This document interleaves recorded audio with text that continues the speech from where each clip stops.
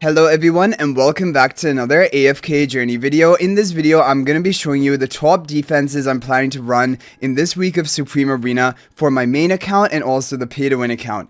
As you guys can see, we are in rank 6 on my main account and we were finishing in top 20 all of last week. We are now at 1,380 Supreme Arena points. Just like a couple more weeks before we get the 4-star frame, and that is going to be it for this season.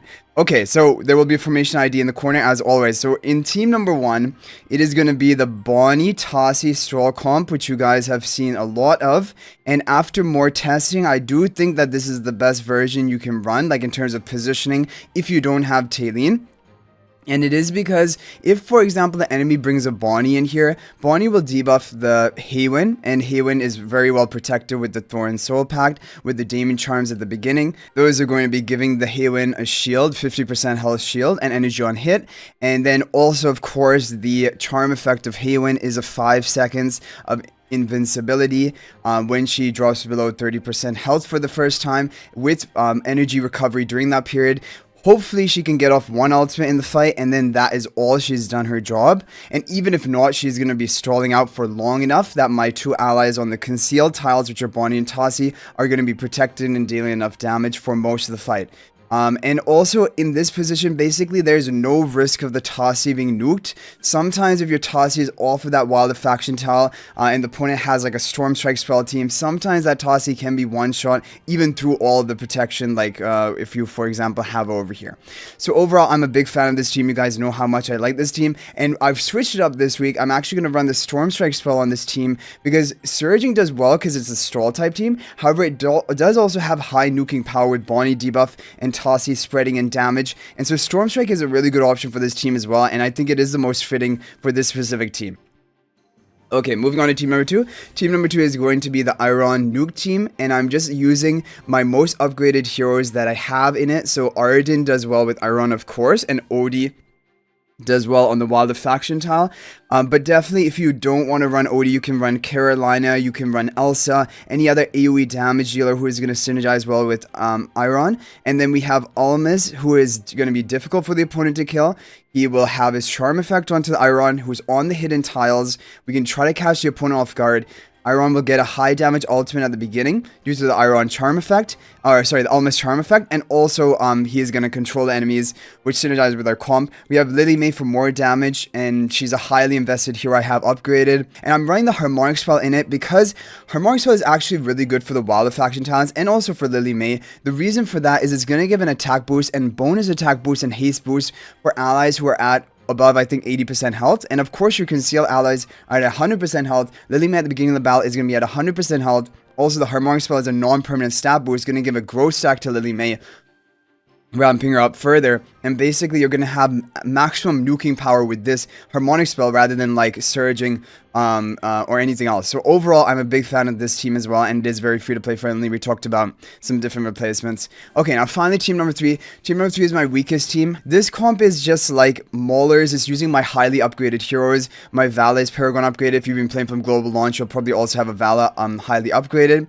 But basically, it's just heroes which are going to be a bit tanky. You're trying to get off the Shakir ultimate with the Coco charm effect onto him. Talene is going to be as a pseudo tank. She can take some damage and then revive herself and then begin bursting, and Vala is going to try to just kill people, and she's on the faction talent tile as well. Surging spell just to make the team tankier and keep getting shielded.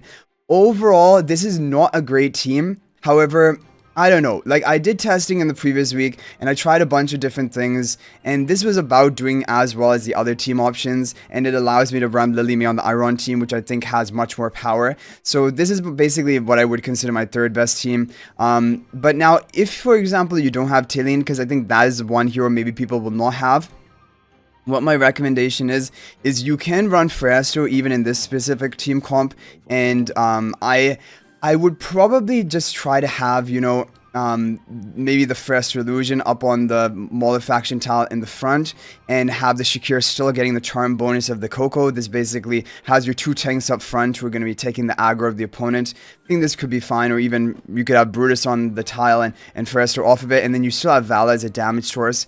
I think this can be fine. Other than that, I think if you wanted to go for a Graveborn nuke comp, you could go for that here. For example, like if we just quickly try to field that.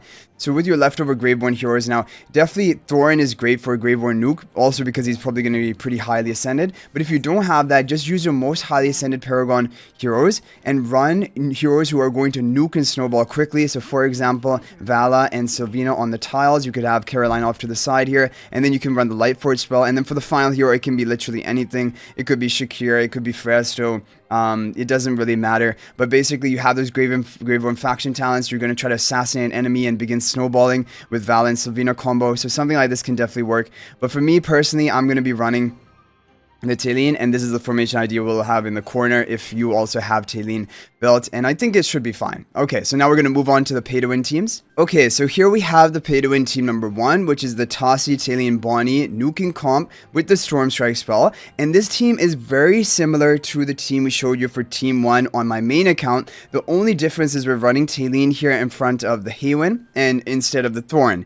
Thorn is good because it fits the stall strategy really well, but Talene also does the same thing. Talene is going to be able to revive herself. She's never actually at a threat of dying, other than if they try to bring Cryonia. And we have Haywin in the back so that if the opponent goes for like a Bonnie debuff type strategy, it is going to lock onto the Haywin. It isn't going to trigger on any of our damage dealing heroes, at least for the beginning of the match. And then we have Damien to protect the Haywin. And I think overall, I like this team comp because it allows maximum protection for Tassi and Bonnie. The only thing to consider is that if you have Tassi, for example, off of the tile and maybe a positioning like this can allow Tassi to potentially charge up her energy more quickly. And like if you're in the mirror match, then maybe this would be better. However, the issue with that is there's also a potential for your Tassi to just be nuked right at the beginning when she's off the tile, and that is the risk you're taking. So overall, I think this is probably the safer team comp. Not completely sure about it, but yeah, this is a great, basically, team that you can run. If you have Talene, this is going to be very solid for you, and with the Storm Strike spell. So the team number two is going to be the Graveborn nuke, which we've been running. And it just has done very well. If Siren offers that artifact denial on the opponent, which gives you more ability to just nuke the enemies at the beginning of the fight. Of course, the weakness of this comp is if the opponent has heroes which are not nukeable, if they have the Wild Faction talents activated, then that is a hard counter to this comp. And in fact, people have run 3-man Wilder teams to counter a comp like this, you know, because just running Damien off of the faction tiles and then running like Lenya and another like Lily May hard-hitting damage on the tiles, they just have the time to begin killing your heroes one by one, and Harak cannot begin snowballing or getting any kills. So that is kind of the issue with these Graveborn nuking teams. But honestly speaking, there's not any surefire way to even deal with that. And this overall does deal well with a lot of offenses people try to run in. And yeah, I think overall this is a fine team. It isn't anything amazing or game-changing, but it is a solid team which always has pretty solid results. If you don't want to run Harak, you can replace Harak for Lenya, basically any other snowballing damage deal, or even like we've done in the previous showing you the Graveborn team on my main account, team option, you can run Vala here rather than Harak and try to snowball with her, which is a fine option as well. But Harak is definitely one of the best options, and this can shred through a lot of enemy teams. Basically, the only way you deal with it is you have heroes off of the Wild Faction tiles which cannot be killed or feed any kill stack to the Harak like Damien. Almas doesn't even count because Almas eventually is going to be killed by the Harak. Damien is basically the only thing, and then have 2 other hard-hitting single target nukers on the tiles, and they will deal with your team one by one. I think like maybe Ludovic will be able to keep your team sustained, but I don't know because they have a lot of nuking power with the Wilders. Okay, but that is gonna be that, and also Wilders is strong against Graveborn. Okay, moving on to team number 3. Team number 3 is going to be the Iron Almas combo with a bunch of different nuking power. We have Arden for AoE damage, Lily May for ultimate interruption, and also single target nuking. And we have Lenya on the faction talent tile. She's going to be buffed up by the charms of Almas to convert some of her damage into true damage. And she does really well with Iron because Iron can group up enemies, and Lenya can deal damage to multiple enemies at the same time. And the surging spell is going to give your whole team hopefully a shield and also deal pretty high damage to their opponents. Overall, I think this is a strong team. Lily May should be pretty well protected being behind the barricade. and having the immediate rainstorm ballet, and that is really important. For while the faction talent teams, you want to have heroes who are off the tiles, who have a lot of survivability in their kit, so it's difficult for people to deal with them.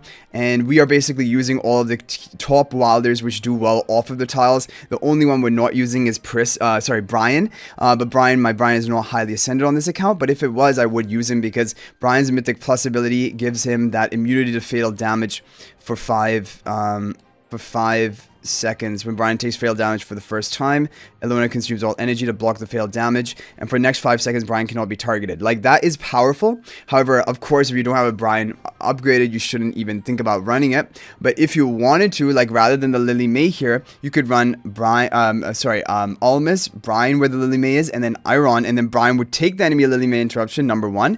Number 2, he's difficult to kill, so he solves that problem, and then Iron is going to be able to get off his ultimate. But this is also good. Like, this is also a good option, and based on what I had, this is my best option I'm able to put together. So anyway, guys, that's gonna be it for my top teams that I'm planning to run this week. If I change them around, then I will make an updated video, but hopefully using these teams you're able to put together a good team of your own, and good luck getting good ranking in Supreme Arena this week. But thank you guys for watching, and thank you for your support. If you haven't already subscribed to our YouTube channel, please smash that subscribe button. We're on the road to 20,000 subscribers. Let's hit it before the end of the season.